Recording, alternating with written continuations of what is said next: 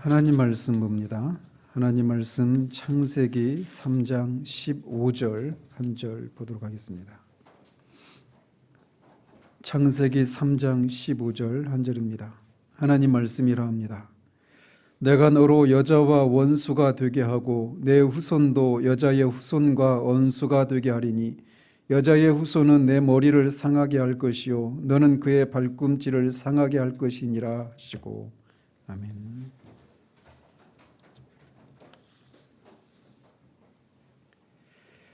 지난주에는 뱀을 저주하시고 여자와 남자에게 그들의 범죄에 대해서 하나님이 형벌을 심판을 선고하시는 장면을 살폈습니다. 그 심판으로 말미암아 지금 우리가 이 세상에서 겪고 있는 수를 헤아릴 수 없는 모든 고통의 원인이 되었습니다. 그런데 그 심판이 선고되는 그런 현장 속에서 아담은 자신의 아내의 이름을 하와라고, 모든 산자의 어미라고 하는 그런 뜻으로 이름을 지어주는 것을 통해서 그렇게 죽음이 선고되는 그런 현장 속에서 생명을 소망하고 있고 또 자신이 저지른 그 죄에 대해서 구원받을 수 있는 길이 있다라고 하는 것을 소망했기 때문에 그렇게 아내의 이름을 산자의 어미 하와라고 이름을 짓는 것을 우리가 살폈습니다. 그가 그렇게 엄청난 비극 속에서 절망, 극도의 절망 속에서도 그렇게 소망을 품을 수 있었던 것은 오늘 우리가 살펴보려고 하는 3장 15절에 있습니다. 근데 그 내용을 살피기 전에 한 가지를 분명히 짚고 넘어갈 것이 있습니다. 수요 기도에서도 말씀드린 것처럼 인간은 모든 죄는 하나님을 향한 반항의 마음에서 나온다라고 말씀을 드렸어요. 그리고 인간은 하나님의 형상으로 지어진 인격체이기 때문에 자신이 저지른 스스로 무엇인가를 선택하고 그 선택한 것에 대한 결과에 대해서 책임을 지는 그런 존재가 인간의 본질이라고 말씀드렸습니다. 인간을 다른 동물과 구별시켜주는 것이 있다라면 인간이 그렇게 책임감 있는 그런 존재라고 하는 것 때문이다라고 말씀을 드렸는데, 그래서 아담이 분명히 하나님이 금하신 그 나무의 열매를 따먹은 것은 죄예요. 그건 동의가 됩니다. 그리고 죄를 지었으니까 당연히 그것에 대한 책임으로 벌을 받아야 된다고 하는 것까지는 동의가 돼요. 그런데 우리 중에 또는 믿지 않는 사람들 중에도 이런 사람이 있어요. 뭐냐? 아니, 죄가 분명하고 죄에 대해서 벌을 받는 건 당연한데 그래도 그렇지 어떻게 그 한 번에 그 나무 열매 하나 따먹은 것 때문에 이렇게 아담뿐만 아니라 아담의 후손으로 오는 모든 사람들이 이 세상에서 각종 그런 고통을 겪어야만 하고 죽음을 경험해야 되고 죽음뿐만 아니라 영원한 지옥에서 형벌을 받아야 되는가? 그에게 내려진 형벌이 너무나 가혹한 것이 아닌가라고 하는 생각을 가질 수가 있어요.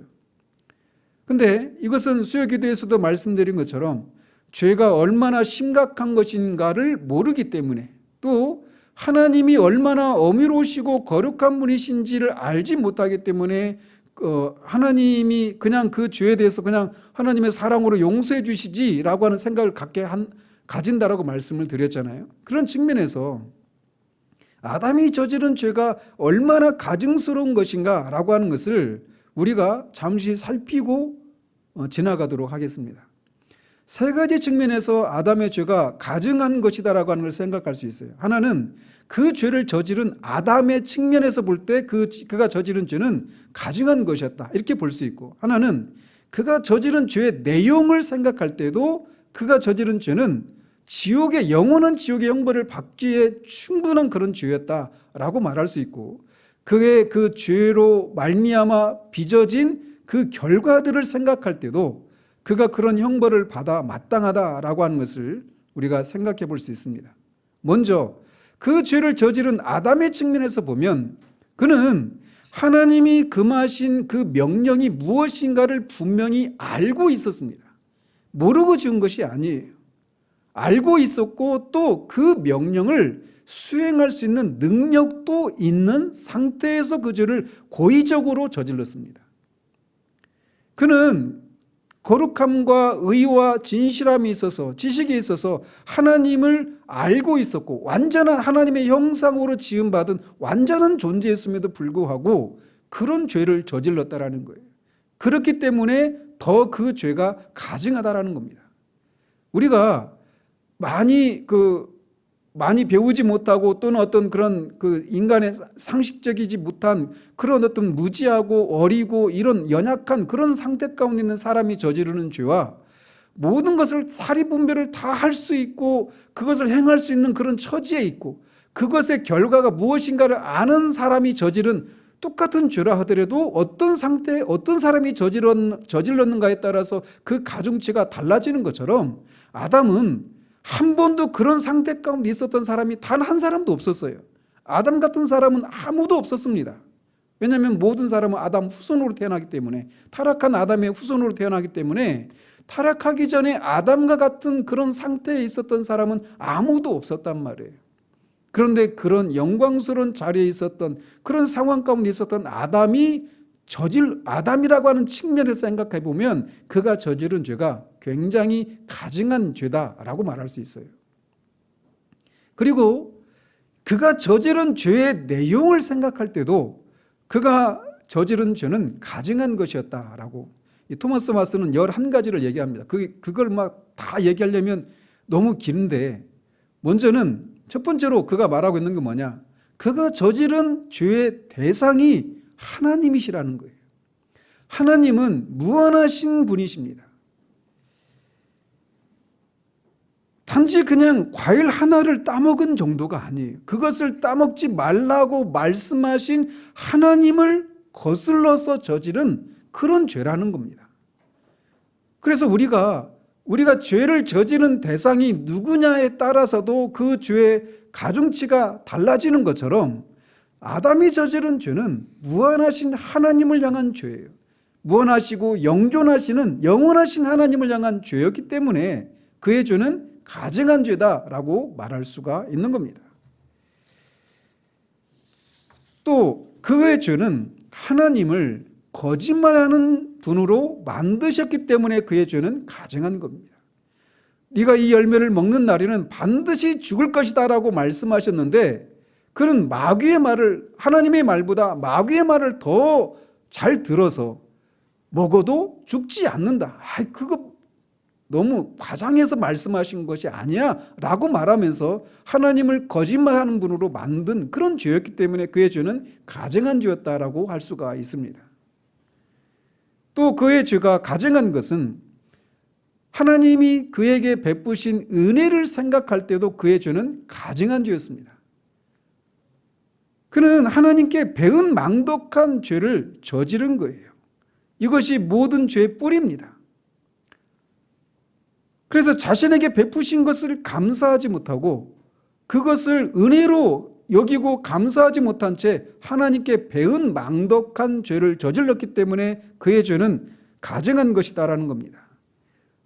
아담이 죄를 저지른 것은 에덴 동산 밖에서 저지른 것이 아니에요. 모든 것이 풍족하고 모든 것이 갖추어진, 그리고 그가 얼마든지 먹으려고 하면, 누리려고 하면 얼마든지 누릴 수 있는 그 모든 것이 갖추어진 상황 가운데서 그것을 감사치 못하고 하나님께 배은망덕한 죄를 저질렀기 때문에 그의 죄는 가증한 죄다라고 말할 수가 있는 겁니다. 또 그의 죄에는 불만이 섞여 있었다라는 겁니다. 만약 그가 자신의 현 상태에 대해서 불만족을 느끼지 않았더라면 그는 그런 죄를 저지르지 않았을 거예요. 모든 것이 다 갖추어지고 천사와 거의 대동소이할 정도로 그렇게 영광스러운 옷으로 입혀진 그 아담이 그 낙원 속에서 있었음에도 불구하고 지금 현재보다 더 나은 무엇이 되려고 하는 그 현재에 대해서 자족하거나 만족하지 못한 채 불만을 품고 이 불만족스러운 상태에서 벗어나려고 하기 위해서 그 열매를 따먹었다라고도 볼 수 있기 때문에 그의 죄는 가증한 죄다라고 말할 수가 있습니다.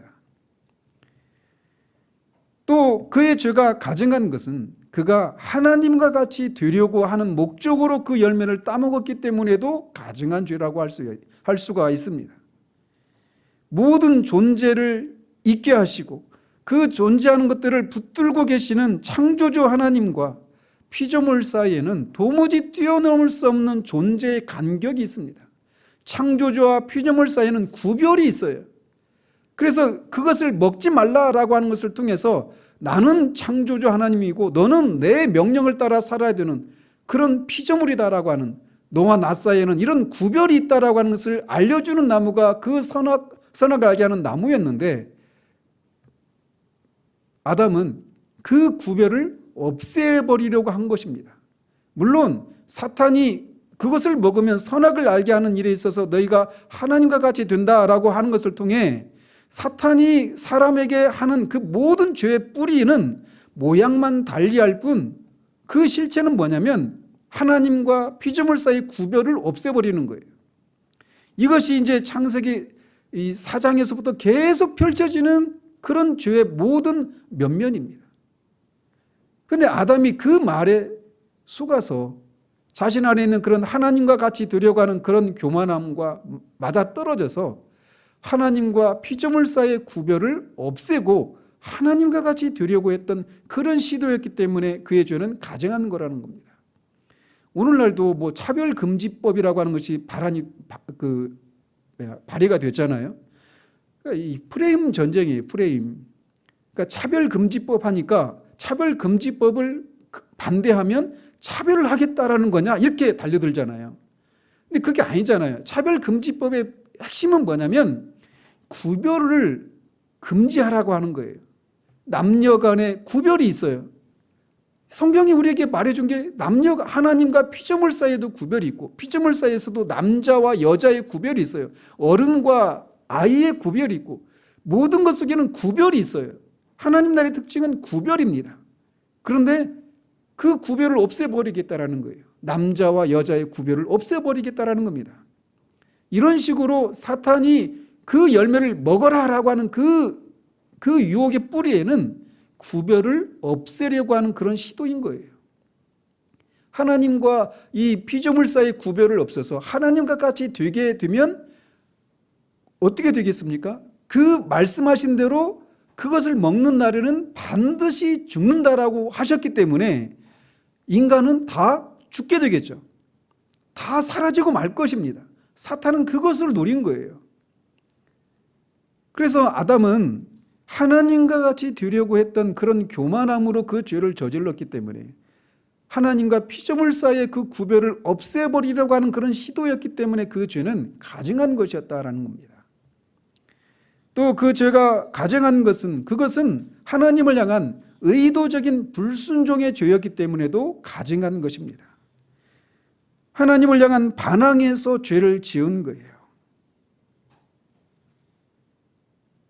선악을 알게 하는 나무의 실과는 먹지 말라. 그러면 그것을 먹는 날에는 반드시 죽는다라고 했음에도 불구하고 그것을 알매도 불구하고 먹어버린 겁니다. 우리의 존재의 주인 되시는 분을 섬기는 것은 당연한 겁니다. 창조주와 피조물 사이의 질서는 피조물은 창조주 하나님의 명령에 순종하는 것이 피조물의 마땅한 의무예요. 그런데 그것을 하지 않겠다라는 겁니다. 수요 기도에서도 말씀드린 것처럼 하나님이 뭔데? 죄의 정의가 그렇게 말씀드렸잖아요. 하나님이 세워놓으신 기준에 미치지 못하거나 그것을 어기는 것, 이게 죄라고 말씀드렸는데 아담은 그 열매를 따먹는 것을 통해서 나는 하나님의 명령에 따라서 순종하며 살지 않겠다라고 선언하는 행위가 바로 그 열매를 따먹은 것이란 말이에요. 그렇기 때문에 그의 죄는 가증한 것이었습니다. 또 그의 죄가 가증한 것은 하나님이 금지한 것을 반드시 알아내고야 말겠다라고 하는 그런 악한 호기심에서 나온, 교만에서 나온 그런 호기심이었기 때문에, 호기심에서 나온 죄였기 때문에 그 죄는 가증한 것입니다. 신명기 29장 29절에서 말하고 있는 것처럼 하나님이 우리에게 감추어 놓으신 것이 있어요. 그런데 그 감추어 놓은 것을 기어코 알아보고야 말겠다라고 하면서 그렇게 그 열매를 따먹은 것이기도 하기 때문에 그의 죄는 가증한 것이다 라고 말할 수가 있습니다. 또 그의 죄는 방자한 죄이기도 합니다. 그런 에덴 동산에 있는 그런 모든 나무의 열매를 풍성하게 먹고 즐길 수 있었습니다. 그에게 부족함이 없었어요. 그에게 그의 필요가 채워지지 않는 일은 없었어요. 그곳이 바로 에덴 동산입니다.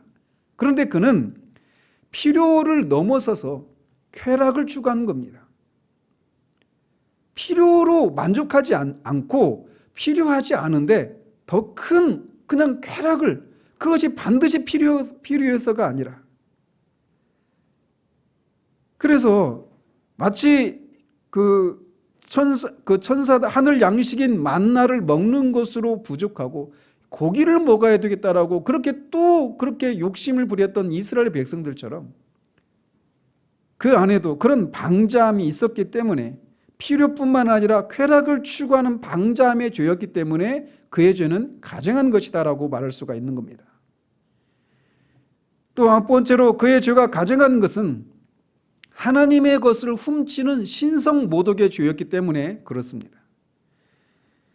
선악을 알게 하는 나무는 아담의 것이 아니에요. 아담과 전혀 상관이 없었지만 그는 그것을 따먹음으로써 하나님의 것을 감히 도둑질한 것입니다. 그렇기 때문에 하나님께서 하나님의 몫으로 특별히 구별하신 그 나무의 열매를 따먹은 것이기 때문에 이것은 하나님의 것을 훔치는 신성모독의 죄였던 것입니다. 또 그가 저지른 죄는 살인죄였다라고 하는 면에서도 가증한 죄입니다. 그의 허리 안에는 저와 여러분을 포함한 모든 인류가 그의 허리 안에 있었어요. 즉 그는 인류의 대표로서 그 명령에 순종해야 될 사람이었지만 그 명령을 어기고 그 죄를 저지른 겁니다. 그러니까 한 명만 살인을 해도 사형에 해당되잖아요. 그런데 그가 저지른 그 한 번의 죄로 말미암아서 수를 헤아릴 수 없이 많은 그런 그의 후손들이 영적으로 죽음을 경험한 채로 태어나야 되고, 또 이 땅에서도 그들이 수없이 많은 종류의 고통을 겪어야 되는 그런 일을 저지른 죄였다라는 거예요. 그의 죄는 단순한 죄가 아니었습니다. 그의 모든 후손들이 그의 안에 포함되어 있었는데 그 한 번의 죄로 말미암아 모든 후손들을 파멸시키는 죄였기 때문에 그의 죄는 가증한 것이었어요. 히브리서에서도 말하고 있는 것처럼 이 4장에서 이 가인에 의해서 아벨이 죽잖아요. 그러면서 그 아벨을 향해서 그 4장 10절에 보면 네 아우의 핏소리가 땅에서부터 내게 호소한다라고 말하고 있어요. 아벨 한 사람을 죽인 그 죄를 인해서 땅에서부터 보복해달라고 하는 그런 호소가 하나님께 들린다라고 말하고 있는데, 아담은 한 명이 아니라 수를 헤아릴 수 없이 많은 그런 그의 후손들을 그의 한 번의 죄로 말미암아 파멸시키는 죄였기 때문에 그 죄는 끔찍하고 가증한 죄였다라는 것입니다. 그리고 이것은 하나님의 자비를 오용하는 주제넘은 죄였기 때문에도 가증한 죄라고 할 수 있습니다. 아담은 아마도 주제넘게도 하나님의 자비를 가정했을 것입니다. 내가 이걸 먹으면 설마 하나님이 나를 죽이시기까지 하겠어? 라고 하는 그런 것이죠. 그래서 자신을 벌 주기보다는 하나님이 명하신 그 법령을 취소하실 것이다 라고 하는 것을 스스로 가정했다는 거예요. 그렇기 때문에 아담의 이 한 번의 죄는 단순히 그냥 나무의 열매를 따먹은 그런 정도의 죄가 아니라 이렇게 가증한 죄였다라는 것입니다.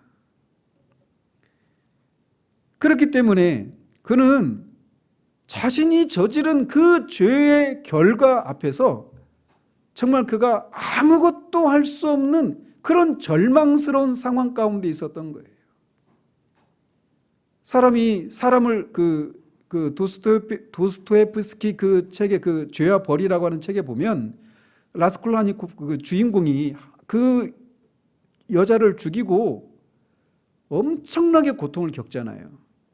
사람을 죽이고 나서 그 심리 안에서 일어나는 그것들 묘사한 책이 죄와 벌인데, 거기에서 한 사람을 죽이고 나서도 그가 막 거의 선망증에 시달리고 그 죄의 가책으로 인해서 엄청난 고통을 수반하며 살아갑니다. 그런데 아담이 저지른 죄는 말씀드린 것처럼 이렇게 어마어마한 죄예요. 아담이 무엇을 할 수 있었겠습니까? 자신이 저지른 죄에 대해서 그가 무엇을 할 수 있었겠고, 정말 그가 무엇을 한들 그가 저지른 죄의 어느 부분만큼, 어느 정도만큼 회복할 수 있었겠습니까? 이건 감히 엄두가 안 나는 상황이에요. 가장이라고 한 가정의 가장이 자신이 저지른 자신이 선택한 어떤 결과 때문에 자신뿐만 아니라 자기 자식들까지 다 집에서 쫓겨나고 정말 그렇게 고통을 겪고 자식들 사이에서 막 그런 악의 다툼이 벌어지고 죽이고 하는 이런 일들을 봐야 된다고 할 때 그 고통은 정말 우리가 상상을 할 수가 없는 고통이었을 거예요. 그런데 아담은 말씀드린 것처럼 단지 그냥 그때는 자식도 없었잖아요. 그런데 그 후에 태어날 그 모든 후손들이 자신의 그 한 번의 죄로 인해서 하나님의 면전에서 쫓겨나서 에덴 밖에서 그렇게 가시와 엉겅퀴가 나는 그 상황 속에서 생명을 유지하기 위해서는 태어나면서부터 죽을 때까지 그렇게 이마에 땀을 흘려야 되고, 가정과 가정 사이에서 그런 불화와 다툼이 있는 그런 일이 자신의 한 번의 죄로 인해서 초래되었다는 것을 시간이 흐르면서 알면 알수록 그는 얼마나 더 큰 고통을 겪어야만 했을까요? 그는 지금 그렇게 절망스러운 상황 가운데 있는 거예요. 우리가 그런 상황 가운데 있을 때 사람들이 가장 많이 택하는 방법이 뭡니까? 자살이에요, 자살. 내가 감당할 수가 없는 거예요. 내가 살아갈 이 삶을, 내가 초래한 이 결과를. 그렇기 때문에 자살을 해요. 우리나라 자살률이 가장 높잖아요, OECD 국가 중에. 그런데 그것과 비교할 수 없는 그런 극도의 가장 큰 절망스러운 상황 가운데 아담이 놓여 있었던 겁니다. 그런데 그가 그런 상황 가운데서 아내 이름을 모든 산자의 어머니라고 하는 그런 이름, 그 뜻의 하와라고 하는 이름을 지어주는 것을 통해 이런 상황임에도 불구하고 나에게 생명의 소망이 있구나, 나에게 내가 저지른 일들을 회복할 수 있는 그런 구원의 가능성이 있구나라고 하는 것을 발견했기 때문에 그 절망 속에서 소망을 얘기하고 있는 겁니다. 그게 뭐냐? 15절이에요.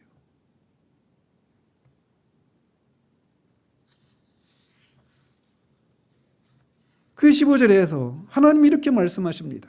내가 너로 여자와 원수가 되게 하고 내 후손도 여자의 후손과 원수가 되게 하리니 여자의 후손은 내 머리를 상하게 할 것이요 너는 그의 발꿈치를 상하게 할 것이니라.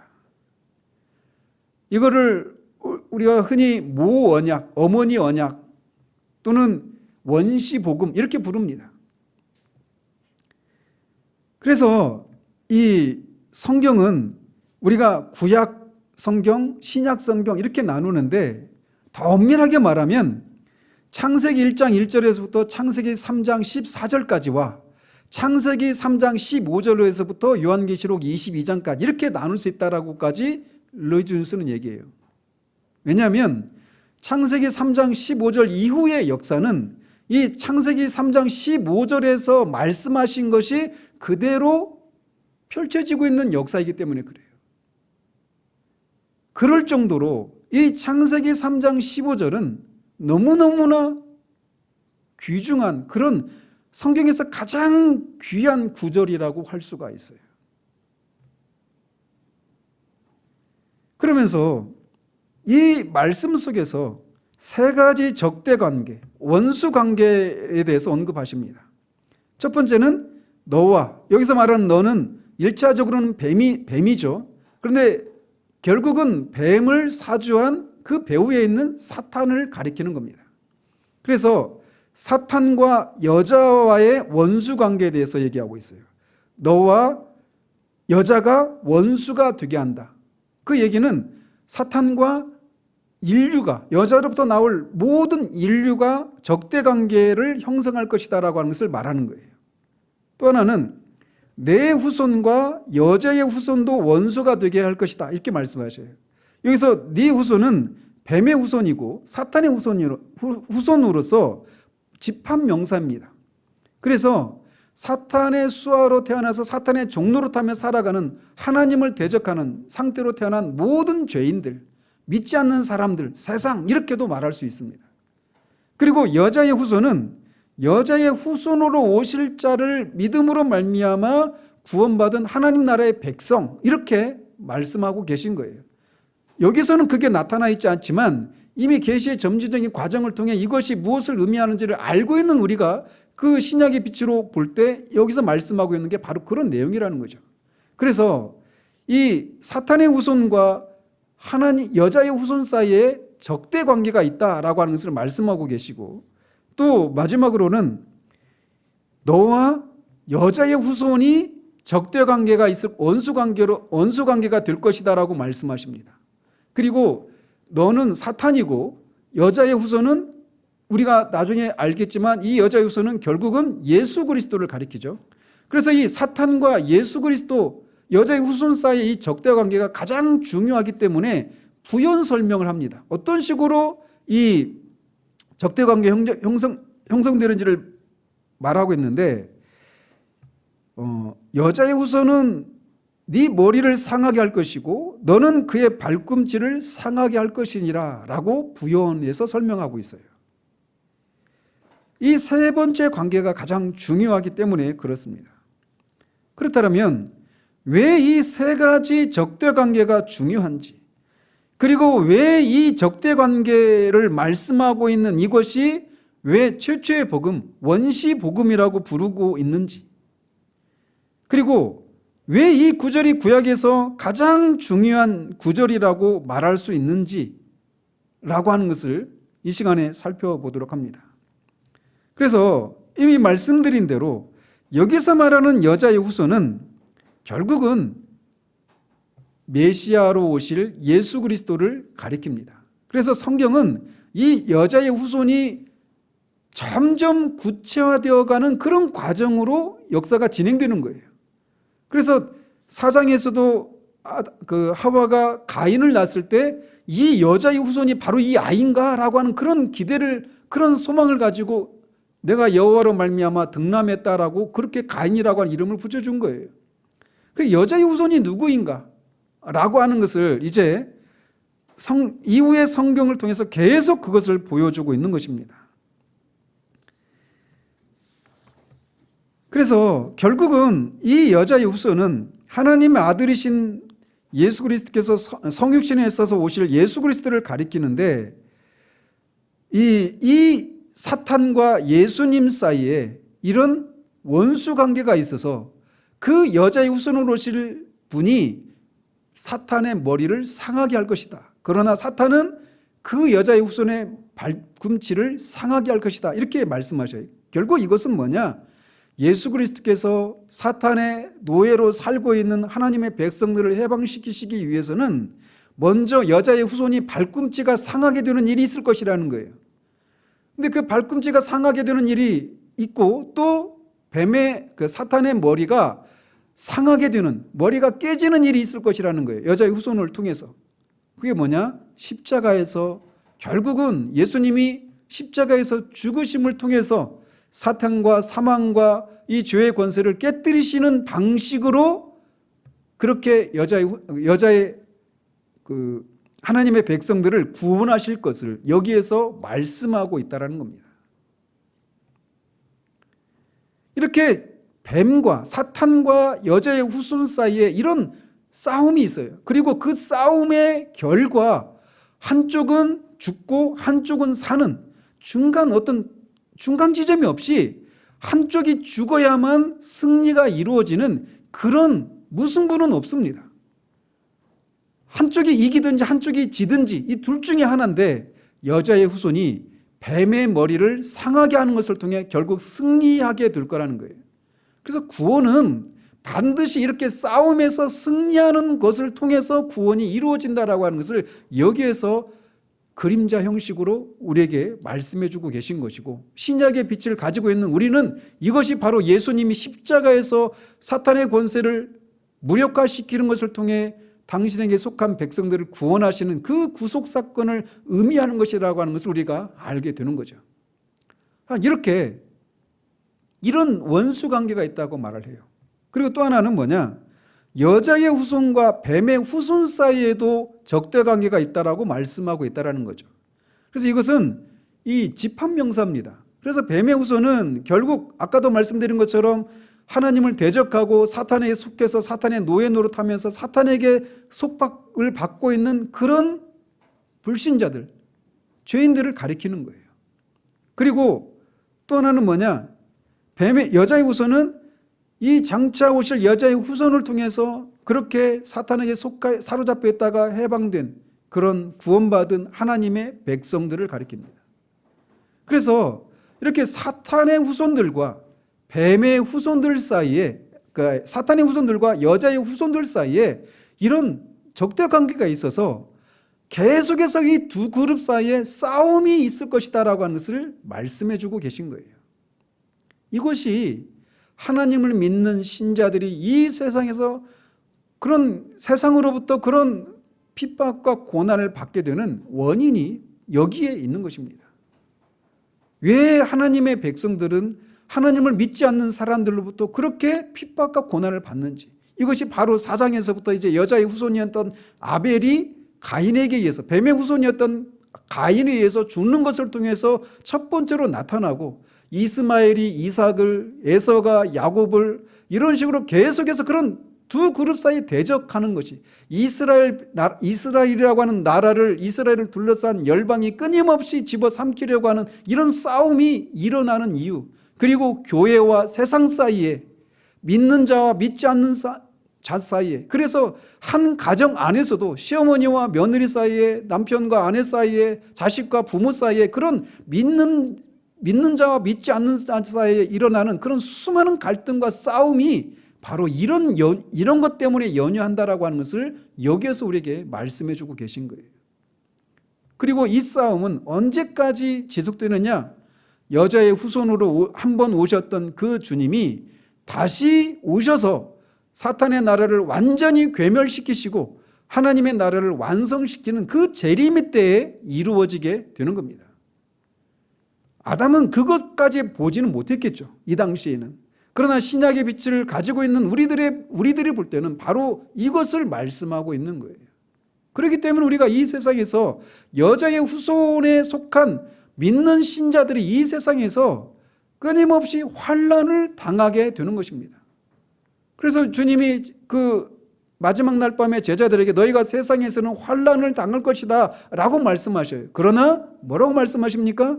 그러나 담대하라라는 것입니다. 왜? 내가 세상을 이겼기 때문이다라고 말씀하셔요.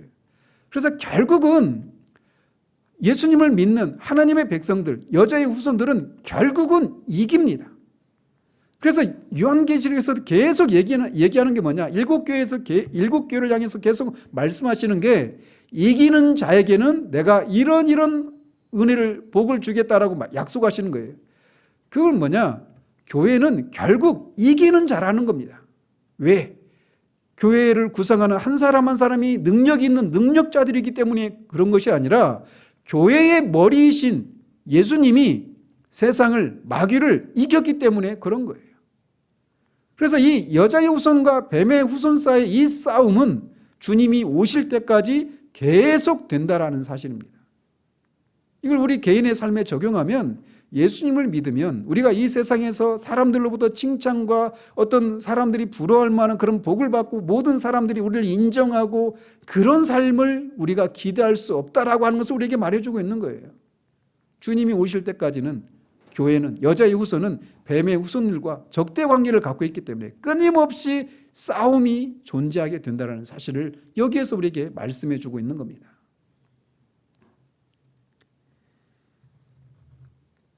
그래서 이 3장 15절은 앞으로 펼쳐질 그런 모든 인류의 역사를 압축 파일의 형식으로 이렇게 우리에게 말해주고 있는 거예요. 우리가 이 세상을 살아가면서 그런 것을, 앞으로 어떤 세상이 펼쳐질 것인가라고 하는 것을 여기에서 말해주고 있는 것이죠. 그러면서 이것이 왜 원시 복음이라고 말을 하느냐? 복음이 뭡니까? 복음은 하나님께서 그리스도 안에서 행하신 일, 이렇게 정의를 할 수 있습니다. 복음은 우리가 해야 될 일 또는 우리가 하지 말아야 될 일, 이게 아니에요. 그건 율법이죠. 복음은 뭐냐? 하나님이 하신 일이에요. 근데 누구 안에서? 그리스도 안에서. 그런데 이게 왜 이 3장 15절이 원시 복음이라고 말을 하느냐? 결국 여기서 하고 있는 건 뭡니까? 하나님이 이렇게 하시겠다라고 하시는 것을 말씀하고 있는 거잖아요. 그래서 성경은 다른 게 아니라 죄인을 구속하시는 하나님의 행위에 대한 기록이 성경의 기록이에요. 3장 15절에서부터 우리는 그것을 발견하게 됩니다. 사람이 타락해서 비참하고 그것을 스스로 어떻게 회복할 수 없는 그런 절망적인 상황 가운데서 아무런 소망도 없어 보이는 그때 하나님이 그 사람에게 구원에 대한 소망을 주셨던 겁니다. 그렇게 하시겠다고 말씀하신 분은 하나님이십니다. 즉 성경은 결국 하나님이 사람의 구원을 위해서 하신 일에 대한 기록이다라고 정의를 할 수가 있는 거예요. 하나님을 추구했던 사람들의 기록이 성경이 아니라 하나님이 죄인을 구속하시기 위해서 무엇을 행하셨는가에 대한 기록이 성경의 기록이라는 거예요. 또는 구속교리는 하나님을 달래기 위해서 사람이 무엇을 할 수 있는가에 대한 교리도 아닙니다. 또 예수님이 하나님과 죄인 사이에 서셔서 하나님의 이 공의를 처리하시고 우리를 불쌍히 여겨주시기를 하나님 아버지 앞에 애원하는 그런 것에 대한 기록도 아닙니다. 성경은 이 심판주이시고 창조주이신 하나님이 죄인을 구원하시기 위해서 하나님이 무엇을 하셨는가에 대한 기록이에요.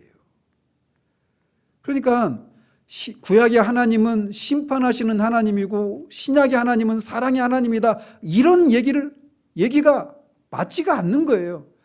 이렇게 아담이 저지른 그 끔찍한 죄를 저지른 아담에게 찾아오셔서 구원을 약속하고 계신 분은 바로 하나님이십니다. 이 하나님이 하나님의 아들을 신약에서 보내신 것이에요. 그래서 구약의 하나님은 신약의 하나님이십니다. 신약의 하나님이 사랑의 하나님으로 나타나고 구약에서는 공의의 하나님으로 심판의 하나님으로 나타나느냐? 이게 아니에요. 이렇게 구속은, 이 3장 15절은 구원은 전적으로 하나님의 일이다라고 하는 것을 우리에게 말해주고 있다는 겁니다. 그렇기 때문에 이게 복음이라고 말을 하는 거예요. 또 이 구원은 3장 15절에서 말해주고 있는 것은 구원은 전적으로 하나님의 은혜로 말미암는다라고 하는 것을 우리에게 보여주고 있습니다. 구원은 사람의 반역과 교만, 또 어리석음과 죄에도 불구하고 이루어진 일입니다.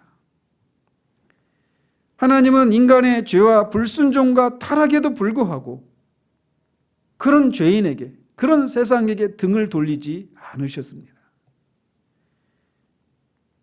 우리는 하나님의 사랑과 자비와 긍휼을, 구원을 받을 자격이 없지만 하나님께서 우리를 불쌍히 바라보시고 은혜를 베풀어 주신 결과 우리가 그 죄의 결과가 우리의 것이 되지 않도록 하신 것이에요. 그렇기 때문에 구원은 전적으로 은혜로 이루어진다라고 하는 것을 우리에게 말해주고 있는 겁니다.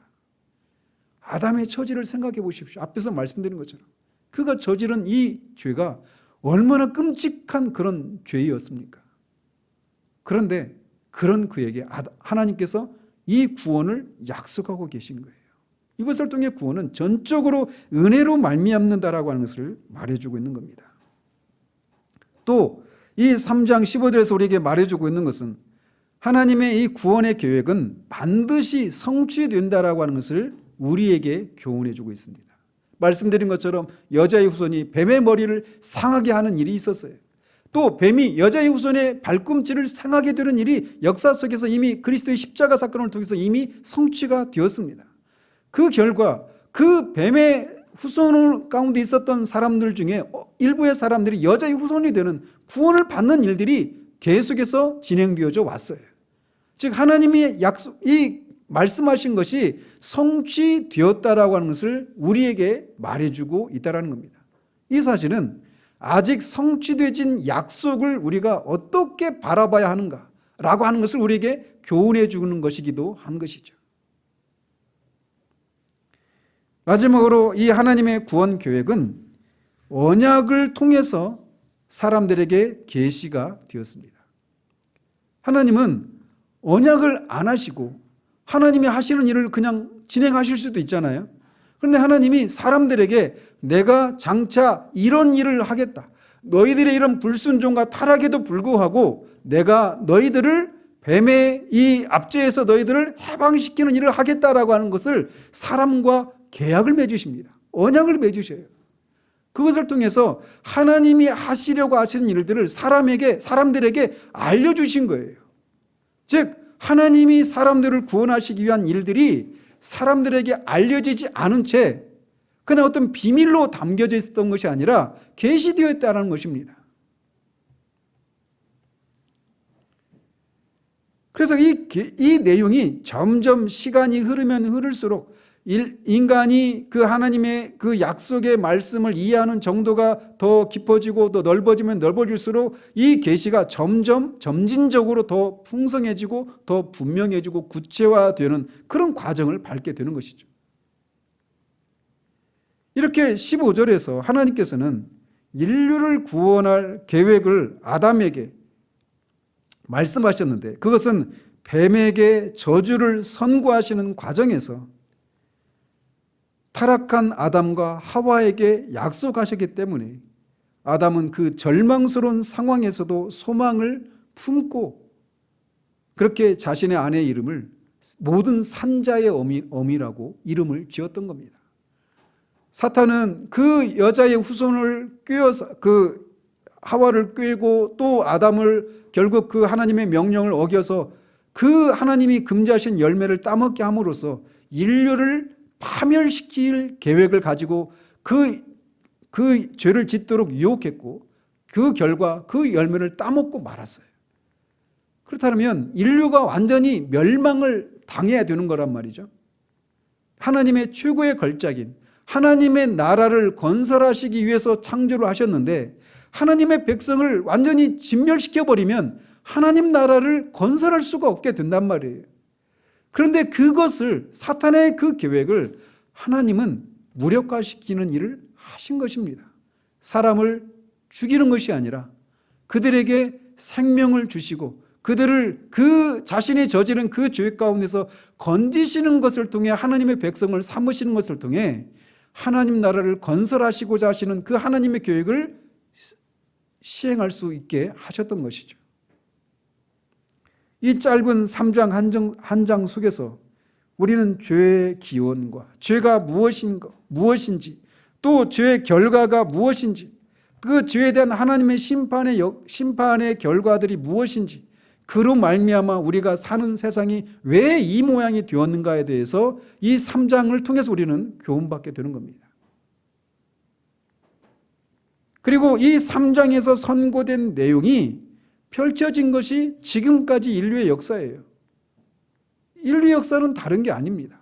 3장에서 선고하신 그 심판에 대한 내용이 그리고 그 심판 속에 선포된 그 구원에 대한 약속이 진행된 것이 지금까지 인류의 역사예요. 예수님이 재림하시기까지 우리는 이 3장에서 선포한 그 심판의 내용에서 벗어날 수가 없습니다. 아담이 그렇게 자신이 저지른 그 죄를 인해서 아무것도 할 수 없는 그런 상황 가운데서 있을 때 하나님은 그에게 구원을 약속하고 계신 거예요. 우리가 이 말씀을 듣고 있는 우리는 어떻게 이 말씀을 대해야 할까요? 그저 과거에 일어났던 일들이 이 약속하신 것이 신약의 빛을 가지고 보면 이런 의미가 있습니다라고 하는 그런 정보, 그런 지식을, 그런 교리를 아는 것으로 끝나서야 되겠습니까? 아담이 우리는 그것이 무엇인지를 알아요. 여자의 후손과 뱀의 후손이 어떤 관계가 있고 그것이 무엇을 가리키는지 말씀드린 것처럼 예수 그리스도를 통한 십자가의 그 사건을 통한 구원의 사건을 의미한 말씀하신다라고 하는 것을 우리는 이미 알고 있습니다. 이미 그것을 알고 있는 우리는 이게 3장 15절이 그런 의미가 있구나 이렇게 알고 끝내서야 되겠습니까? 우리는 여기에서 우리의 이 21세기 대한민국에서 살아가고 있는 우리에게 이 말씀을 통해 우리는 이런 것을 우리의 삶에 적용해야 됩니다. 뭐냐? 아담의 그 처지를 생각해 보십시오. 아담은 에덴 동산에서 쫓겨납니다. 그리고 쫓겨나서 자식을 낳는데 그 가인과 아벨이 가인이 자식을 죽이는 일을 봅니다. 아담은 930세까지 삽니다.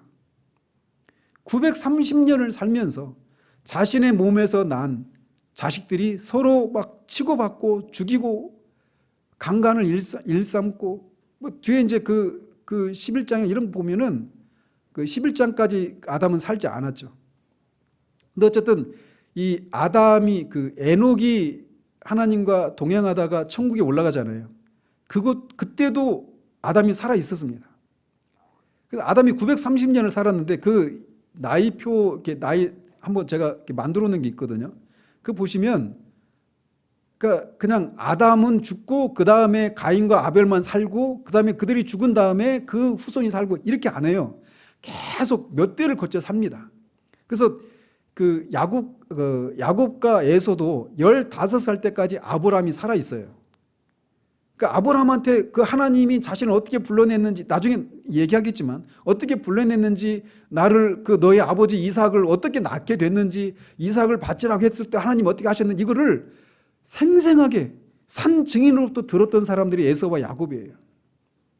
그런 거기에서 어떤 교훈하는 게 우리 가운데 있죠. 어쨌든 아담은 이 에덴 동산에서 쫓겨난 이후에도 930년까지 살면서 그가 저지른 그 죄로 인해서 벌어지고 있는 그 참상을 날마다 지켜봐야만 했습니다. 인간적으로 생각해 보면 우리 시대로 환원해서 생각해 보면 만약에 아담이 우리라면 그래서 우리가 살아가는 이 인생을 살아가면서 우리의 저지른 그 한 번의 선택으로 말미암아 우리가 그런 모든 참상을 날마다 지켜봐야 한다라면 그 삶을 감당할 수 있겠습니까? 날마다 술에 쩔어서 살지 않겠어요? 술과 약에 쩔어가지고 마약에 쩔어가지고 그 고통스러운 상황을 보지 않으려고 그렇게 살든지 아니면 자살을 하든지 그렇게 살 수밖에 없지 않겠습니까?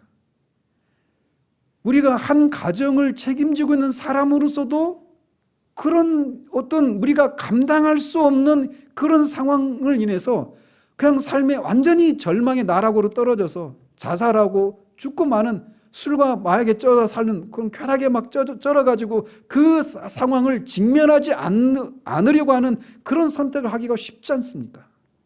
근데 아담은 우리하고 비교할 수 없는 그런 끔찍하고 절망스러운 상황 가운데 있었단 말이에요.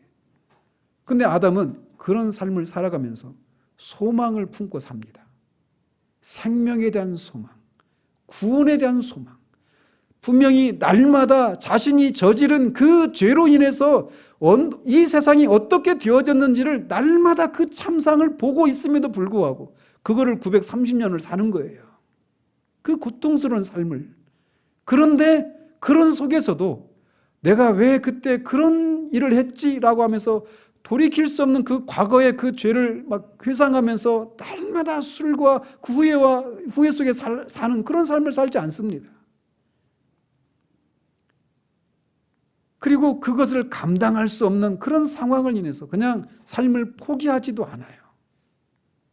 그는 소망을 품고 삽니다. 왜? 하나님이 이 구원에 대한 약속을 하셨기 때문이에요. 그렇다면 아담과 비교할 수 없는 삶의 무게를 인해서 낙심하고 절망하고 있는 우리들이 아담이 품었던 그 소망을 품지 않을 수 있겠습니까? 얼마든지. 아무리 이 세상이 우리가 감당할 수 없는, 돌이킬 수 없는, 아무리 절망스러운 그런 상황 가운데 있다 하더라도 아담마저도 하나님이 약속하신 그 구원의 약속을 인해서 생명과 구원에 대한 소망을 품고 살았다라면, 그리고 아담보다도 더 선명한 그런 복음의 빛을 가지고 있는 우리들은 얼마나 더 소망 중에 살아야 하겠습니까? 하나님은 그렇게 절망스러운 그런 상황 가운데 있는 사람을 소망을 품게 하실 수 있는 소망의 하나님이십니다. 우리가 믿는 하나님은 바로 그런 하나님이에요. 이 아담의 입장으로 한번 내려가 보십시오. 그 아담이 처한 그 상황과 우리가 지금 우리를 절망스럽게 하는 그 상황과 비교할 수 있겠습니까? 아무도 그가 지고 있는 그 절망의 무게를 압도할 만큼 그보다 더 큰 그런 절망의 무게를 지고 살아가는 사람은 아무도 없습니다. 비교할 수가 없어요. 그런데 그런 아담이 소망을 품고 삽니다. 왜? 소망의 하나님 때문에, 구원의 하나님 때문에. 그 하나님이 여자의 후손이 와서 뱀의 머리를 상하게 할 것이다라고 하셨던 그 약속하셨던 하나님은 예수 그리스도를 통해 이 성찬이 의미하고 있는 바처럼 뱀이 발꿈치를 상하게 되는 일을 통해서, 즉 십자가의 죽으심을 통해서 뱀의 머리를 깨뜨리시는 일을 하셨습니다. 마귀를 멸하시기 위해서 이 땅에 오셔서 마귀를 멸하셨고, 마귀에게 속했던, 그래서 소망이 없이 살아갔던, 하나님도 없고 세상 속에 소망도 없었던 우리를 구원에 대한 소망을 품고 영생에 대한 소망을 품고 살아갈 수 있는 사람으로 불러내신 거예요. 우리가 그런 사람들입니다. 그러므로 아담이 그런 속에서도 분명히 그 소망을 인해서 인내하고 자신이 저지른 그 과거의 그 죄를 인해서 그냥 압도되어서 트라우마를 안고 삶을 포기한 채 그냥 내팽개쳐진 채 술과 마약으로 쩔어서 사는 그런 삶을 살지 않았을 것처럼 우리는 그보다 훨씬 더 소망을 품고 살아야 될 사람이라는 사실들을 이 말씀을 통해 우리는 교훈받아야 되는 거예요. 이런 소망을 우리에게 주신 하나님을 찬양합니다. 기도하겠습니다. 하나님 아버지, 뱀과 여자가 원수가 되고 또 뱀의 후손과 여자의 후손도 또 원수가 되고 뱀이 뱀과 여자의 후손 사이에도 그런 원수 관계가 있어서 여자의 후손이 뱀의 머리를 깨뜨리고 뱀이 여자의 후손의 발꿈치를 상하게 되는 일을 통해 아담이 저지른 그 끔찍한 죄 문제를, 죄로 말미암아 초래된 모든 고통과 사망과 영원한 지옥의 형벌에 처해지는 그 문제를 해결하시겠다라고 약속하신 이 말씀을 아담은 우리보다 더 희미하게 받았음에도 불구하고 그런 자신이 저지른 그 죄로 말미암아 절망스러울 수밖에 없는 그 참담한 상황 가운데서도 소망을 노래했던 것처럼 그와 비교할 수 없이 찬란한 계시의 빛을 가지고 있는 우리들이 얼마나 더 이 세상 가운데서 소망을 품고 소망 중에 인내해야 되는지를 교훈받게 됩니다. 하나님, 우리가 그러한 사람들이었음을 우리가 기억하는 자들 되기를 원합니다. 전에는 우리가 뱀의 후손이었지만 이제는 여자의 후손이 되어서 여자의 후손으로 오신 예수 그리스도의 나라에 속한 백성으로 그 주님이 다시 오시면 들어가게 될 완전한 하나님의 나라에 살아갈 사람인 것을 기억할 수 있도록 도우시옵소서. 그 나라 가기까지는 뱀의 후손과 끊임없는 그런 싸움과 갈등이, 투쟁이 있음을 우리가 기억하고 그 투쟁 속에서도 그 뱀의 머리를 상하게 하신 그 주님의 승리를 인해서 우리가 이기는 자의 삶을 살 수 있음을 알고 성령의 능력을 힘입어 이기는 자의 삶을 살아가는 우리들 될 수 있도록 도와주시기 원합니다. 예수 그리스도 이름으로 기도합니다.